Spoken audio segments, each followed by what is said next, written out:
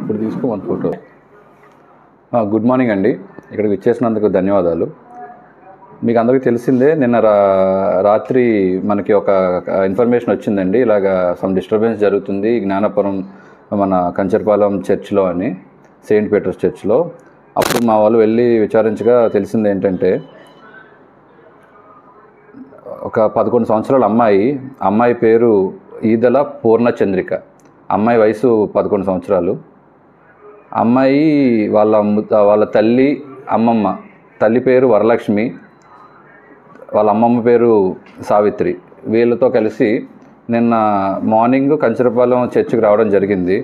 ఎందుకు అంటే, ఆ పాప ఎవరైతే ఉన్నారో అమ్మాయి 5వ తరగతి చదువుతూ ఉంది. వాళ్ళది డెంకాడ మండలం, విజయనగరం జిల్లా. 20 రోజులుగా అమ్మాయి సైకలాజికల్ డిజార్డర్తో బాధపడుతున్నందుకు గాను పిచ్చిగా మాట్లాడుతూ కొట్టడం చేస్తుందని చెప్పి వాళ్ళ మదర్ చెప్తున్నారు. దానికోసం అని చెప్పి ప్రార్థించి చర్చికి తీసుకెళ్తే తగ్గుతుందనే ఉద్దేశంతో వాళ్ళు మన చర్చికి తీసుకురావడం జరిగింది. తీసుకురాగా మార్నింగ్ తీసుకొచ్చారు. దాని తర్వాత చర్చిలో వాళ్ళు మాట్లాడగా వాళ్ళు దీంట్లో ఫర్దర్గా మీరు కొత్త వలస తీసుకెళ్తే బెటర్ అండి, ఇక్కడ ప్రస్తుతం మేము పూజ చేసాము, కొత్త వలస కూడా తీసుకెళ్ళమంటే కొత్త వలస కూడా తీసుకెళ్లారు. కొత్త వలస కూడా తీసుకెళ్ళి కొత్త వలస నుంచి మళ్ళీ వెనక్కి ఈవినింగ్ చర్చి వరకు రావడం జరిగింది. చర్చికి వచ్చాక ఎవరు లేని సమయంలో చర్చ్ జస్ట్ అప్పుడే ఇంకా ఓపెన్ చేయలేదు, ఓపెన్ చేస్తూ వాచ్మెన్ ఒక్కలే ఉన్నారు. ఓపెన్ చేయగానే చర్చ్ ఓపెన్ చేస్తారు, ఇంకా ఎవరు లేరు, ఓన్లీ తల్లి, అమ్మమ్మ అండ్ ఆ పాప ఉండగా పాప కొంచెం అరుస్తూ గట్టిగా పిచ్చిగా కేకలు వేయడం చేస్తుంటే ఆవిడ్ని వాళ్ళు మదర్ అండ్ గ్రాండ్ మదర్ ఇద్దరు కలిసి కొంచెం కంట్రోల్ చేయడానికి ప్రయత్నించారు.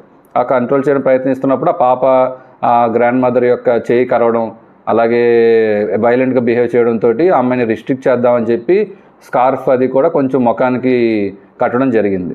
కట్టి ఆ అమ్మాయిని పడుకోబెట్టారు. అమ్మాయిని దానివల్ల అమ్మాయి కొంచెం ఏదైనా ఊపిరాడకి ఏమైనా ఇదైందా, లేదంటే అమ్మాయి ఆల్రెడీ ఉన్న హెల్త్ ప్రాబ్లం వల్ల ఏదైనా అమ్మాయికి ఇదైందా అనేది మనం ఇన్వెస్టిగేషన్లో తేలుతుందండి.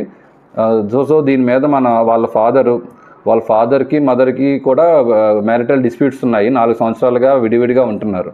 సో వాళ్ళ ఫాదర్ ఇచ్చిన కంప్లైంట్ మేరకు మేము కేసు రిజిస్టర్ చేసాం. Crime number 154/2025 under section 194 of BNSS act కింద రిజిస్టర్ చేయడం జరిగింది. ఫర్దర్